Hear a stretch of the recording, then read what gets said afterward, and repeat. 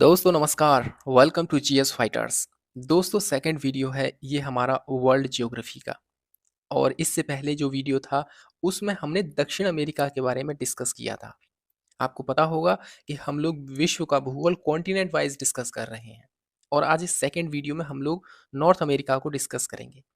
उत्तरी अमेरिकी कॉन्टिनेंट से जितने भी महत्वपूर्ण तथ्य बन सकते हों उन सभी तथ्यों को हम लोग यहाँ पर डिस्कस करेंगे।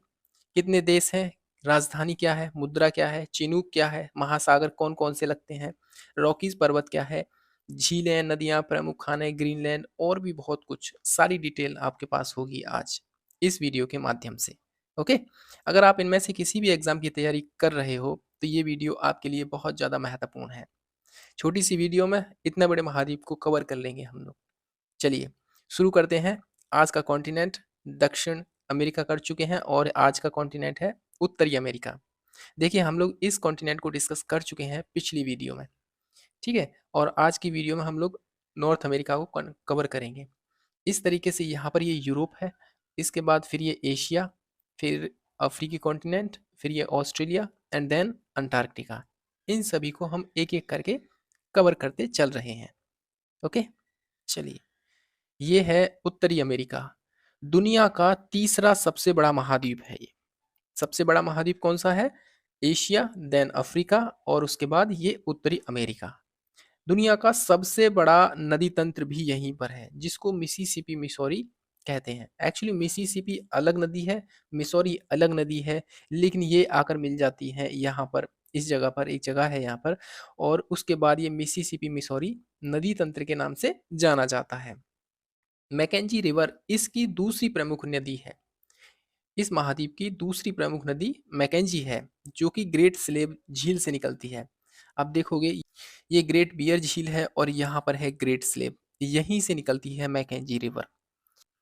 रियो ग्रैंडी रिवर जो है मैक्सिको और यूएसए के मध्य सीमा बनाती है और मैक्सिको की खाड़ी में गिरती है। देखिए इस तरीके से यहाँ पर ये रहा कनाडा, ये रहा यूएसए, और आप देख रहे हो इस तरीके से ये जो लाइन है यही है रियो ग्रैंडी रिवर जो मैक्सिको और यूएसए के मध्य सीमा बनाती है।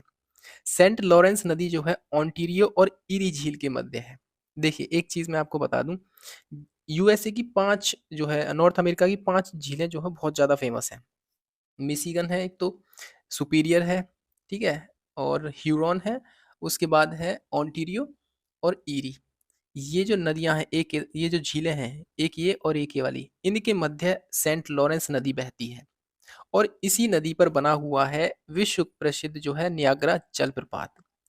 यानी कि सेंट लॉरेंस नदी जो है ओंटारियो और ईरी झील के मध्य है और इसी नदी पर बना हुआ है नियाग्रा वाटरफॉल। फ्रेजर रिवर जो है कनाडा की एक प्रमुख नदी है, इस तरीके से यहाँ पर बहती है, ठीक है। और उसी के सहारे बसा हुआ है वैंकूवर। वैंकूवर शहर इतिहास में बहुत ज़्यादा फेमस रहा है। आपने अगर इतिहास पढ़ा होगा तो आपने सुना होगा कामागाटा मारू प्रकरण के बारे में, ठीक है। जो है गुरुदत्त जो थे वो अपना जहाज़ लेकर सिंगापुर से यहाँ वैंकूवर पहुँचे थे, और बैंक फिर उनको एंट्री नहीं दी गई थी कनाडा में डायरेक्ट, ठीक है। क्योंकि उस समय एक रूल था कि जो भारतीय, जो इंडियन डायरेक्ट आएगा कनाडा, वो तो उसको तो एंट्री मिल जाएगी, बट जो डायरेक्ट नहीं आएंगे, यानी भारत से सीधा कनाडा में नहीं आएंगे, उनको एंट्री नहीं मिलेगी। और उस समय ऐसी सुविधा भी नहीं थी कि कनाडा से लेकर मतलब इंडिया से लेकर कनाडा तक को डायरेक्ट रूट हो कोई, ऐसा कोई रूट था ही नहीं, बीच में कंट्रीज में रुकना पड़ता था, ठीक है। चलिए, हडसन नदी जो है यूएसए की नदी है और न्यूयॉर्क शहर इसके किनारे पर बसा हुआ है। यहीं पर है, इस तरीके से हडसन रिवर है और यहाँ पर है न्यूयॉर्क शहर, ठीक है। एक है कोलोराडो नदी, यहाँ मिलेगी आपको, ये इस तरीके से यहाँ पर। कोलोराडो नदी जो है विश्व की प्रसिद्ध हूबर और बोल्डर डैम इसी नदी पर बने हुए हैं। हूबर और बोल्डर डैम, ध्यान रखना यहाँ से प्रश्न फंस सकता है। हूबर और बोल्डर डैम किस नदी पर बने हुए हैं? तो कोलोराडो नदी पर बने हुए हैं। वैंकूवर शहर किस नदी के किनारे बसा हुआ है? तो फ्रेजर नदी के किनारे बसा हुआ है। विश्व प्रसिद्ध नियाग्रा जलप्रपात किस नदी पर बना है? तो सेंट लॉरेंस रिवर पर बना है। यूएसए और मेक्सिको के मध्य सीमा बनाने वाली नदी रियो ग्रैंडी नदी है, ठीक है। इनको याद रखना आप लोग। चलिए, अब आते हैं हम प्रेरीज मैदान पर। देखिए इस तरीके से ये आप देख रहे हैं, ये एक माउंटेन रेंज है जिसको रॉकीज माउंटेन रेंज कहते हैं। और इसके पूर्व में आप देखोगे यहाँ पर ये प्रेयरीज मैदान होता है और ये शीतोष्ण कटिबंधीय घास के मैदान होते हैं। इनको प्रेयरीज बोला जाता है। यह गेहूं के उत्पादन के लिए बहुत ज़्यादा फेमस क्षेत्र है। इस क्षेत्र के रॉकीज पर्वत श्रृंखला के पूर्वी भाग में है। यहीं पर चिनूक पवनें चलती हैं जो गेहूं की कृषि के लिए बहुत ज़्यादा महत्वपूर्ण है। एक्चुअली इसको नॉर्थ अमेरिका का जो है गेहूं का डलिया कहा जाता है इस क्षेत्र को। यहाँ गेहूं का उत्पादन बहुत ज़्यादा होता है। ठीक है, यही कारण है। अब आते हैं हम प्रमुख झीलों के बारे में। देखो, अच्छा आप मुझे कमेंट सेक्शन में लिखकर बताइए कि जो रॉकीज पर्वत माउंटेन है, इसकी सबसे ऊंची चोटी कौन सी है? इसका जवाब आपको कमेंट सेक्शन में देना है, अन्यथा इसी वीडियो में आपको पता चल जाएगा कौन सी है। अब आते हैं हम प्रमुख झीलों पर। देखिए, यहाँ पर प्रमुख झीलों में एक महान झील तंत्र है जिसमें शामिल है 5 झीलें। कौन कौन सी हैं? सुपीरियर, मिशिगन, ह्यूरॉन, ईरी और ओंटेरियो। देखिए, इसको एक ट्रिक है याद रखने की। आप ऐसे याद रखिए, सुपरमैन हेल्प्स एवरीवन। जो सुपरमैन होते हैं वो हेल्प करते हैं हर किसी की। इस तरीके से याद रखिए। और इनका क्रम भी बिल्कुल यही है, पश्चिम से पूरब की तरफ, इस तरीके से यही है। पांचों झीलें यहीं एक ही जगह पर स्थित हैं। और एक चीज़ और याद रखिए कि जो मिशिगन झील है, ये पूर्ण रूप से अमेरिका की झील है और बाकी की ये जो 4 झीलें हैं, ये वाली 3 और एक ये सुपीरियर, बाकी की चारों झीलें यूएसए और कनाडा के मध्य सीमा बनाती हैं। लेकिन मिशिगन झील यूएसए की बाउंड्री में ही लगती है। ठीक। ग्रेट बियर झील कनाडा की ताजे पानी की झील है। देखिए, हमने यहाँ पर जो नंबर्स दिए हैं इस तरीके से 1 2 3 4, ये नंबर्स आपको यहाँ भी मिलेंगे मैप में। यही झीलें हैं ये। ठीक है। ग्रेट बियर झील कनाडा की है, यानी कि यहाँ पर है, और ये ताजे पानी की झील है। ग्रेट स्लेव झील जो है, ये भी कनाडा की है और ये मैकेंजी नदी जो है यहीं से उद्गमित होती है, यहीं से निकलती है मैकेंजी रिवर, जो कि इस महाद्वीप की दूसरी सबसे बड़ी नदी है। विनीपेग झील भी कनाडा में स्थित है यहाँ पर। देखिए, यूएसए और कनाडा की जो बाउंड्री है वो इस तरीके से है यहाँ तक। उसके बाद फिर ये झील में बढ़ जाती है इस तरीके से, झील से होकर, एक सेकेंड, इस तरीके से। ठीक है। ये रहा ऊपर कनाडा और ये रहा यूएसए, और यहाँ पर है रियो ग्रैंडी रिवर जो कि इधर मैक्सिको हो जाएगा और ऊपर हो जाएगा यूएसए के मध्य सीमा बनाती है। ठीक है जी। चलिए, निकारागुआ झील जो है अमेरिका की झील है। यहाँ पर मिलेगी आपको निकारागुआ झील 5वें नंबर पे। और एक है बहुत ही फेमस है चपाला झील, और ये मिलेगी आपको मैक्सिको में। ओके, चलिए आगे बढ़े। देखो, अब हम पढ़ेंगे प्रमुख खाड़ियाँ। देखिए, अलास्का की खाड़ी। देखिए, ये वाला जो क्षेत्र है ना, यही है अलास्का। और ये पहले हुआ करता था रसिया का पार्ट। रसिया ने इसको बेच दिया यूएसए को। अब यूएसए यहाँ पर जो है एक्सप्लोर करके ऑयल निकाल रहा है यहाँ से। यहीं पर है ये वाली आप देख रहे हैं, यही है अलास्का की खाड़ी। ठीक है, मछली के उत्पादन के लिए बहुत ज़्यादा ये फेमस है, ये वाली खाड़ी जो है यहाँ पर। दूसरी है हडसन की खाड़ी। आप देखोगे कि बिल्कुल मिड जो है कनाडा के बीच में मिलेगी हडसन की खाड़ी। बहुत बड़ी खाड़ी है ये भी। और कैलिफोर्निया की खाड़ी जो है, ये लोअर कैलिफोर्निया और मैक्सिको के मध्य स्थित है। आप देखो इस तरीके से, ये है लोअर कैलिफोर्निया और इस तरीके से शेष यूएसए, इन दोनों के मध्य यहाँ पर है, यहीं पर है कैलिफोर्निया की खाड़ी। ठीक है। नेक्स्ट है बेफिन की खाड़ी। देखिए, ये चौथे नंबर पे हमने रखा है बेफिन की खाड़ी को, यहाँ पर है। ये है ग्रीनलैंड। ठीक है, दुनिया का सबसे बड़ा द्वीप ये ग्रीनलैंड है और शेष कनाडा के बीच है, यानी ग्रीनलैंड और कनाडा के मध्य यहाँ पर है बेफिन की खाड़ी। ओके, नेक्स्ट है, और एक चीज और याद रखना, ग्रीनलैंड और कनाडा के मध्य यहाँ पर डेविस जल संधि है जो एक दूसरे को अलग करती है। ठीक है। एक है फंडे की खाड़ी, या इसको फुंडे की खाड़ी भी कह सकते हैं। अमेरिका के पूर्व में है। आप देखोगे बहुत संकरा सा एक क्षेत्र है यहाँ पर, जैसे ये था कैलिफोर्निया वाला, उसी तरीके से यहाँ पर भी है। यहीं पर है फंडे की खाड़ी, और इसी खाड़ी में विश्व का सबसे ऊंचा ज्वार आता है, ध्यान रखना। और ये ज्वार लगभग लगभग हो सकता है 16-17 मीटर तक होता है ये ज्वार। ओके, चलिए नेक्स्ट है प्रमुख द्वीप समूह। देखिए, सबसे पहला है एलुशियन द्वीप समूह। एलुशियन द्वीप समूह अलास्का में स्थित है। ये आप देख रहे हैं इस तरीके से जो बाउंड्रीज जो है, लंबी से लंबी चौच सी है, यही है एल्यूशियन द्वीप समूह। अलास्का का हिस्सा है और अलास्का यूएसए का पार्ट है। ठीक है, हालांकि ज्योग्राफिकली देखा जाए तो कनाडा के पास में है, बट और यूएसए इधर है। ठीक है, इस तरीके से यूएसए, तो ये तो काफी दूर हो गया यूएसए से, लेकिन ये यूएसए का ही एक पार्ट है। ठीक है जी। बरमूडा ट्रायंगल सेकंड नंबर पे आप देखेंगे, इधर है मिलेगा आपको बरमूडा ट्रायंगल। बरमूडा ट्रायंगल अपने जो है फेमस बहुत है, यहाँ से कोई भी जहाज सीधा नहीं गुजर सकता है। एक्चुअली यहाँ पर एक ग्रेविटी काम करती है, जो भी जहाज यहाँ से पानी का शिप गुजरेगा वो डूब ही जाता है मैक्सिमम, और उसका पता भी नहीं रहता कहाँ गया वो। बहामास द्वीप समूह, यहाँ मिलेगा बहामास द्वीप समूह। एक्चुअली ये यूएसए है, यूएसए का हिस्सा है जिसको फ्लोरिडा बोलते हैं, और इसके पास में क्यूबा है। क्यूबा के जस्ट आप देखोगे उत्तर पूर्व में बहामास द्वीप समूह मिल जाएगा। ठीक है। नेक्स्ट है ग्रीनलैंड, चौथे नंबर पे ये आ जाएगा, दुनिया का सबसे बड़ा द्वीप ग्रीनलैंड। यहाँ पर आपको हडसन की खाड़ी मिलेगी। ठीक है, और यहाँ पर डेविस जल संधि मिल जाएगी। ओके, चलिए नेक्स्ट है प्रमुख पर्वत श्रृंखलाएं। हमने अभी डिस्कस किया था रॉकीज के बारे में। इस महाद्वीप के पश्चिम में रॉकीज पर्वत श्रृंखला का विस्तार है, जो अलास्का से मैक्सिको तक फैली हुई है। देखो अभी हमने बताया आपको, ये है अलास्का, यहाँ से शुरू होकर और नीचे मैक्सिको तक फैली हुई है। और माउंट मैकिनले इस रॉकीज की सर्वोच्च चोटी है। ठीक है, हमने आपसे पूछा था कि रॉकीज पर्वत श्रृंखला की सबसे ऊंची चोटी कौन सी है, तो उसका जवाब यहाँ है, माउंट मैकिनले सबसे ऊंची चोटी है, जिसकी जो ऊंचाई है लगभग 6200 मीटर है। एक सेकेंड, लगभग 6200 मीटर इसकी ऊंचाई है। इसके पूर्वी भाग में विशाल घास के मैदान हैं, जिनको प्रेयरीज कहा जाता है। और ये जो क्षेत्र है पशुपालन और गेहूं के उत्पादन के लिए बहुत ज्यादा फेमस है।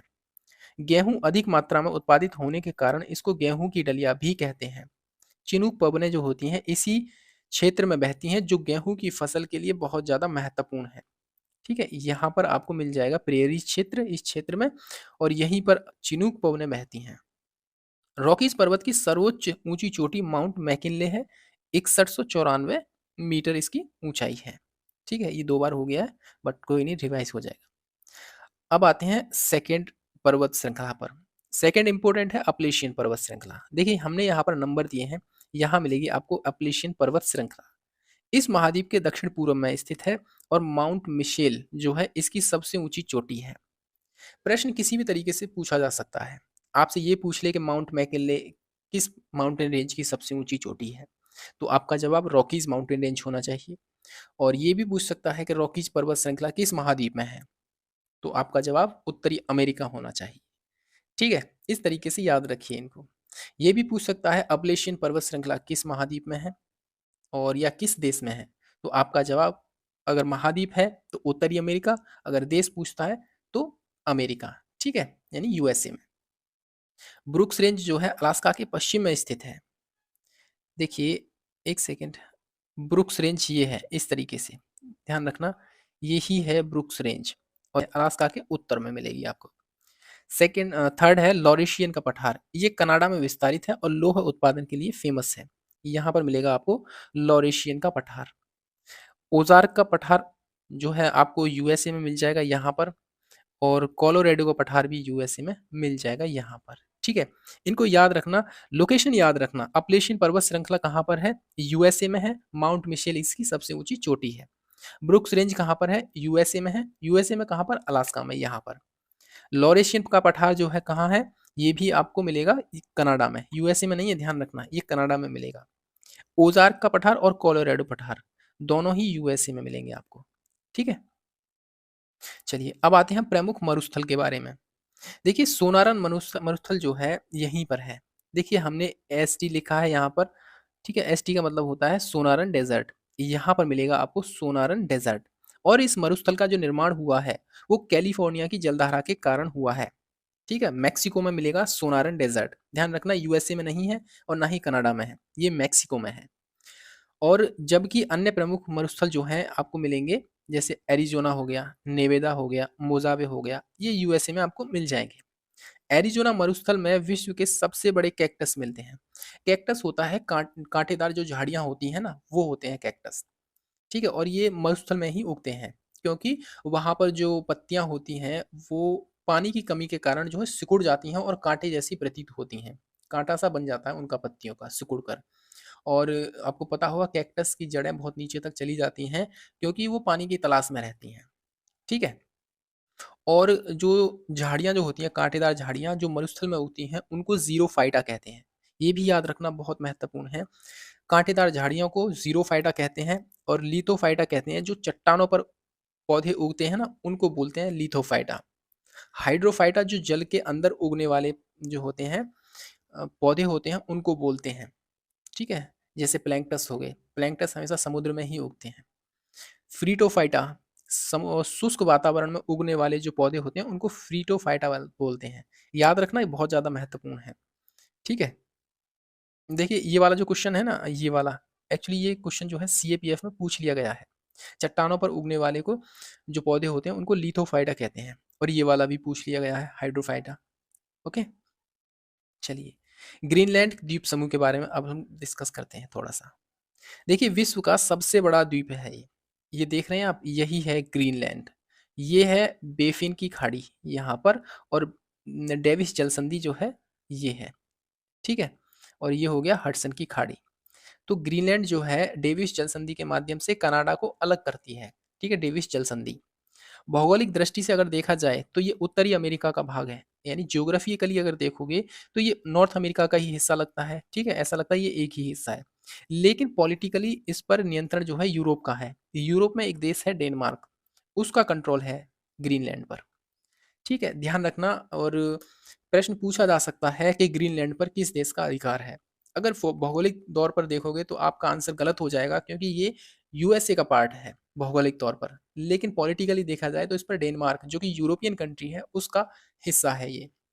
इस महाद्वीप की प्रमुख जनजाति जो है एस्किमो है। और ये जो एस्किमो जो है ना, बर्फ के घरों में रहते हैं। यहाँ पर बर्फ ही बर्फ मिलेगी आपको ग्रीनलैंड द्वीप समूह पर। और उन बर्फ के घरों को इग्लू कहते हैं। ठीक है? और ये जो लोग हैं, यहाँ की जो जनजाति है एस्किमो, ये एक सिजेल नाम की गाड़ी चलाती है। सिजेल गाड़ी को इसके इनके जो कुत्ते चलाते हैं। कुत्तों के द्वारा वो गाड़ी आपने फ़िल्मों में देखा होगा, जो बर्फ़ होती है उस पर बहुत स्पीड में चलते भी हैं वो। ठीक है? और उसी के माध्यम से जो है ये एस्किमो जनजाति शिकार करती है और अपना जीवन यापन चलाती है। ठीक है? हवाई द्वीप समूह। हवाई द्वीप समूह जो है प्रशांत महासागर में स्थित है। देखिए हमने यहाँ पर लिया है एक छोटा-सा यूएसए का मैप, और इसके जस्ट इधर जाएँगे आप, यानी कि पश्चिम दक्षिण पश्चिम में जाएँगे, तो यहाँ पर अगर आप इसकी लोकेशन के हिसाब से देखोगे यूएसए के हिसाब से, तो यहाँ पर मिलेगा आपको हवाई द्वीप, इधर मिलेगा। ठीक है? और ये हमने इधर रखा है, एक छोटा-सा मैप बनाकर। ठीक है? हवाई द्वीप जो है प्रशांत महासागर में, पहली चीज़ ये याद रखिए, एक्टिव वोल्केनो मोना लोआ है, और वो मिलेगा आपको हवाई द्वीप में। ये होनोलुलु यहाँ की राजधानी है, ये भी याद रखना। 3 पॉइंट याद रखना है यहाँ से, 3 से 4 पॉइंट। एक तो याद रखना है हवाई द्वीप किस महासागर में है, तो प्रशांत महासागर में।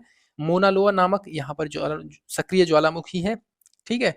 और होनोलुलु जो है यहाँ की कैपिटल है। हवाई द्वीप समूह अमेरिका का 50वां राज्य भी है, जिसको 1959 में जो है इसको दर्जा मिला था 50वें राज्य का। माउंट क्यालू यहाँ की सबसे ऊंची चोटी है। हवाई द्वीप की सबसे ऊंची चोटी माउंट क्यालू है, और एक सक्रिय ज्वालामुखी भी है ये। ठीक है? तो 2-3 पॉइंट है याद रखना। एक तो मोना लोआ ज्वालामुखी, माउंट क्यालू ज्वालामुखी जो है यहीं पर है, और सबसे ऊंची चोटी माउंट क्यालू ही है। ओके, चलिए एक सेकेंड। चलिए अब आते हैं हम डिएगो गार्सिया पर। देखिए हालांकि ज्योग्राफिकली ये यूएसए का हिस्सा नहीं है, ये मिलेगा आपको इंडियन ओशियन में। हालांकि ये इंडिया का पार्ट होना चाहिए था, लेकिन ब्रिटिशर्स का रूल था, ब्रिटिशर्स ने उनको अमेरिका को पकड़ा दिया इसको पहले। भारत के दक्षिण में हिंद महासागर में स्थित है डिएगो गार्सिया, यहीं पर है। अमेरिका ने अपना यहाँ पर नौसैनिक बेड़ा स्थापित कर रखा है, सातवां। सातवां नौसैनिक बेड़ा आपको हिंद महासागर में मिल जाएगा यूएसए का। ठीक है? और बरमूडा ट्रायंगल हमने अभी डिस्कस किया था आपको कि यूएसए के दक्षिण पूर्व में बरमूडा ट्रायंगल मिल जाएगा। यहाँ पर ये फ्लोरिडा है इस तरीके से, और यहाँ क्यूबा कंट्री है, और यहाँ पर ये बरमूडा ट्रायंगल मिल जाएगा। एक्चुअली इसकी एक मिस्ट्री है कि यहाँ से कोई भी जो है शिप नहीं गुजर सकता है, और अगर गुजरेगा तो वो डूब जाएगा यहाँ पर। ठीक है, ग्रेविटी जैसा कुछ कंसेप्ट है, बट वो क्लियर नहीं है अभी तक कि आखिर होता क्या है यहाँ पर। ठीक है, भौगोलिक दृष्टि से यूएसए का हिस्सा है, लेकिन राजनीतिक तौर पर इस पर ब्रिटेन का अधिकार है। यहाँ पर इस पर जो बरमूडा ट्रायंगल है, बरमूडा द्वीप समूह है, उस पर ब्रिटेन का अधिकार है। ठीक है, चलिए। बहामास द्वीप समूह अमेरिका के दक्षिण पूर्व में स्थित है। देखिए, ये है अमेरिका, यूएसए, और इसके दक्षिण पूर्व में यहाँ पर मिल जाएगा आपको बहामास द्वीप समूह। इसका सबसे बड़ा द्वीप अंडोरा है, और इसके कई द्वीपों को सांपों का स्वर्ग कहते हैं, यानी हेवन ऑफ स्नेक भी कहा जाता है, क्योंकि सांपों की बहुत सारी जनसंख्या यहाँ पर रहती है। ठीक है, कई प्रकार की प्रजाति यहाँ पाई जाती है। और अब आइए प्रमुख जलधाराएं। एक चीज मैं आपको बता दूं, यहाँ पर देखिए पहले इस मैप में, यहाँ आप रेड लाइन वाले जितने भी देखेंगे ना, ये गर्म जलधाराएं हैं, इनको याद रखिए। और जो ब्लू कलर में मिलेंगी आपको, वो ठंडी जलधाराएं हैं, शीत जलधारा। ठीक है, और यहाँ पर देखिए यूएसए की बात करते हैं पहले हम। गल्फ स्ट्रीम, ये गर्म जलधारा है, ये जो देख रहे हैं आप, यही है गल्फ स्ट्रीम, रेड कलर की गर्म जलधारा है, और मैक्सिको की खाड़ी से उत्तर पूर्व की ओर बहती हुई लेब्राडोर की जलधारा से आकर इसे मिल जाती है। इधर से ये आ रही है नीले कलर की लेब्राडोर की जलधारा, और ये जिस क्षेत्र में मिलते हैं ना, वहां पर ये कुहासा सा हो जाता है, यानी कि बहुत ज्यादा घना धुंधला हो जाता है, यानी धुआं ही धुआं हो जाता है, और ये क्षेत्र मछलियों के प्रजनन के लिए सबसे बेस्ट माना जाता है। ठीक है, बस इतना याद रखिए। जो गल्फ स्ट्रीम है, गर्म जलधारा है, और यूएसए के पूरब से होकर उत्तर की ओर बहती है, और जो है यूरोप की तरफ से आने वाली जो लेब्राडोर की जलधारा है, उससे जाकर मिल जाती है। ठीक है, चलिए। फ्लोरिडा की जलधारा, आप देखोगे ये जो लटका हुआ सा पार्ट है नीचे, यही है फ्लोरिडा। एक सेकेंड, यूएसए का ये हल्का सा लटका हुआ पार्ट है, यही है फ्लोरिडा। और फ्लोरिडा और इसके जस्ट नीचे ये द्वीप समूह है छोटा सा, ये है क्यूबा। इन दोनों के मध्य बहती है फ्लोरिडा की जलधारा, और ये अटलांटिक महासागर में मैक्सिको को जोड़ती है। यानी कि ये हो गया आपका अटलांटिक महासागर, और ये हो गया मैक्सिको की खाड़ी। ठीक है, इन दोनों के मध्य बहती है यहाँ पर फ्लोरिडा की जलधारा। ओके, हमने आपको पिछली वीडियो में बताया था कि हम आपके लिए एक ट्रिक लेकर आएंगे, जो कि आपको याद रखनी होगी जलधाराओं के नाम की। आप एक काम कीजिए, या तो ठंडी जलधाराओं के नाम याद कर लीजिए, या कर लीजिए गर्म जलधाराओं के नाम। सिर्फ एक जलधारा के नाम याद कर लीजिए, या तो ठंडी या गर्म जलधारा। उसके बाद आप ऑप्शन के हिसाब से एलिमिनेशन का माध्यम यूज करोगे, और आप ऑप्शन सही ऑप्शन पर पहुंच जाओगे। ठीक है, हमने यहाँ पर कुछ गर्म जलधाराओं की एक ट्रिक दे रखी है, और ट्रिक ये है जेके एफ एम बाग। ऐसे याद रखिए इसको, जेके एफ एम बाग, यानी कि जे से जिब्राल्टर, के से क्यूरोशियो, एफ से फ्लोरिडा, एम से मोजाम्बिक, बी से ब्राजील, ए से अंगुल्हास, ए से अलास्का, और जी से गल्फ स्ट्रीम। इनको याद रख लीजिए बस, ये गर्म जलधाराएं। इसके अलावा जो भी जलधाराएं मिलेंगी, वो ठंडी जलधाराएं आपको एग्जाम में देखने को मिल जाएंगी। ठीक है, इनको याद रख लीजिए, और ट्रिक आपके सामने है, जेके एफ एम बाग, इसको याद रखिए आप लोग। चलिए, और एक चीज और याद रखिए आप लोग, सपोज दैट यहाँ पर है, ये है, एक सेकेंड, यहाँ पर है ये इक्वेटर, यानी भूमध्य रेखा मान लीजिए। ठीक है, भूमध्य रेखा से इस तरफ जाने वाली, यानी ध्रुवों की तरफ जाने वाली, चाहे ऊपर जाए उत्तरी ध्रुव में या दक्षिणी ध्रुव पर, जो भी भूमध्य रेखा से ध्रुवों की तरफ जो है धाराएं जाएंगी, वो हमेशा गर्म जल धाराएं होती हैं। और जो जल धाराएं ध्रुवों से भूमध्य रेखा की तरफ आती हैं, वो ठंडी जल धाराएं होती हैं। ठीक है, ऐसे याद रखिए इनको। चलिए, क्यूबा की बात करें तो ये अभी हमने डिस्कस किया, यहाँ मिलेगा आपको क्यूबा, कहाँ पर, यहाँ पर। ठीक है, क्यूबा मिलेगा आपको यहाँ, और ये मध्य अमेरिकी देश है, पूर्ण रूप से स्वतंत्र देश है, मैक्सिको की खाड़ी के समीप स्थित है, और गन्ने की उत्पादकता के लिए जाना जाता है, और इसको इसीलिए चीनी का कटोरा भी कहते हैं। इसकी राजधानी हवाना है। ठीक है, प्रमुख खान कौन कौन सी हैं, देखिए अपलेशियन की खान जो है, ये आपको कोयले की फेमस खान है, और ये यूएसए में मिलेगी आपको। यूएसए का 40 से 45% या 50% कह सकते हैं, कोयला यहीं से आता है, अपलेशियन क्षेत्र से। मैसाबी, वर्मिलियन, मैनामिनी, ये यूएसए की प्रमुख लोहे की खानें हैं। ध्यान रखना, लोहे की खानें कौन कौन सी हैं, मैसाबी, वर्मिलियन, मैनामिनी। ठीक है, ब्लाइंड रिवर, ये कनाडा की एक छोटी नदी है, और ये फेमस है यूरेनियम के उत्पादन के लिए। ठीक है, Blind River. Grand Jackson, USA का सर्वाधिक यूरेनियम उत्पादन क्षेत्र है Grand Jackson, Yellowknife, Red Lake, Kirkland, Porcupine, Noranda और ब्लैक हिल। ये जो खाने हैं यूएसए की सोने की खाने हैं, बहुत ज़्यादा फेमस हैं ये। ओंटारियो जो खान है ये कनाडा की है और ये सोने की खान है कनाडा में। ठीक है, ये वाली ऊपर वाली यूएसए की है पांचों, और ओंटारियो कनाडा की सोने की खान है। मैक्सिको विश्व में सबसे ज्यादा चांदी का उत्पादन करता है। ठीक है, और बुटे हिल, विंघम, मोरेंजी ये यूएसए की तांबे की खानें हैं। पोर्ट रेडियम कनाडा में ग्रेट बियर झील के पास में है और ये यूरेनियम उत्पादन के लिए फेमस है। Port radium. ओके, आप चाहो तो इसको जो है नोट डाउन कर सकते हो, अन्यथा पीडीएफ डाउनलोड कर लीजिए और एक दो बार आप इसको पढ़ोगे तो सब कुछ याद रह सकता है दिमाग में। ठीक है, चलिए अब आए बेरिंग जल संधि पर। देखिए यहाँ मिलेगी बेरिंग जल संधि, यहाँ पर बेरिंग जल संधि ये है एशिया, एशिया का जो पार्ट रसिया वाला है वो मिलेगा आपको। ठीक है, और ये हो गया यूएसए पूरा, सॉरी जो है उत्तरी अमेरिकी कॉन्टिनेंट। ठीक है, एशिया और अमेरिकी महाद्वीप के मध्य स्थित है। ये एशिया है, ये अमेरिकी महाद्वीप है, इन दोनों के मध्य स्थित है बेरिंग जल संधि यहाँ पर। और इसके उत्तर में यानी कि यहाँ पर ये हो गया इसका उत्तर, यहाँ पर चुक्सी सागर है और इसके दक्षिण में बेरिंग जल संधि स्थित है। यहाँ पर बेरिंग सागर यहाँ पर है। ठीक है, चलिए अब देखिए जो उत्तरी अमेरिकी कॉन्टिनेंट है उसके हमने सारे देशों को तो नहीं लिया है, जो प्रमुख हैं फेमस हैं उनको लिया है। ठीक है, हालांकि बड़े देश केवल तीन ही हैं, एक तो कनाडा आपको मिल जाएगा, एक यूएसए और एक मैक्सिको। ये तीन देश बड़े देश हैं यहाँ पर, बाकी के छोटे छोटे देश हैं, द्वीपीय देश हैं। ठीक है, उनकी राजधानी और उनकी मुद्रा यहाँ दे रखी है, आप पढ़ लीजिए इनको। ठीक है, कनाडा की कैपिटल ओटावा है और इसकी जो करेंसी है डॉलर है। क्यूबा की कैपिटल हवाना, यहाँ की करेंसी है पीसो। पनामा की कैपिटल पनामा सिटी और बालबोआ यहाँ की मुद्रा है। बर्मुडा हैमिल्टन है इसकी कैपिटल और डॉलर यहाँ की करेंसी है। बहामास द्वीप समूह जो है उसकी जो कैपिटल है वो नस्साऊ है और यहाँ की जो करेंसी है डॉलर है। बारबाडोस ब्रिज टाउन यहाँ की कैपिटल है, डॉलर यहाँ की करेंसी है। कोस्टारिका की कैपिटल सांजोस है और कोलन यहाँ की कैपिटल है। मैक्सिको की कैपिटल मैक्सिको सिटी है और पीसो यहाँ की करेंसी है। हैती की जो है कैपिटल है पोर्ट ओ प्रिंस और यहाँ की जो मुद्रा है गॉडे है। यूएसए की कैपिटल यानी अमेरिका की कैपिटल है वाशिंगटन और डॉलर यहाँ की करेंसी है। डोमिनिका की कैपिटल रोसेरू है और रोसेरू ही यहाँ की करेंसी है। डोमिनियन जो है डोमिनियन गणराज्य बोलेंगे इसको और यहाँ की जो राजधानी है सेंटो डोमिंगो है। पीसो यहाँ की करेंसी है। निकारागुआ की कैपिटल मनागू है और न्यू कोर्डोबा यहाँ की करेंसी है। जमैका की कैपिटल किंगस्टन है और उसेन बोल्ट भी आपको पता होगा जमैका से ही रिलेटेड है।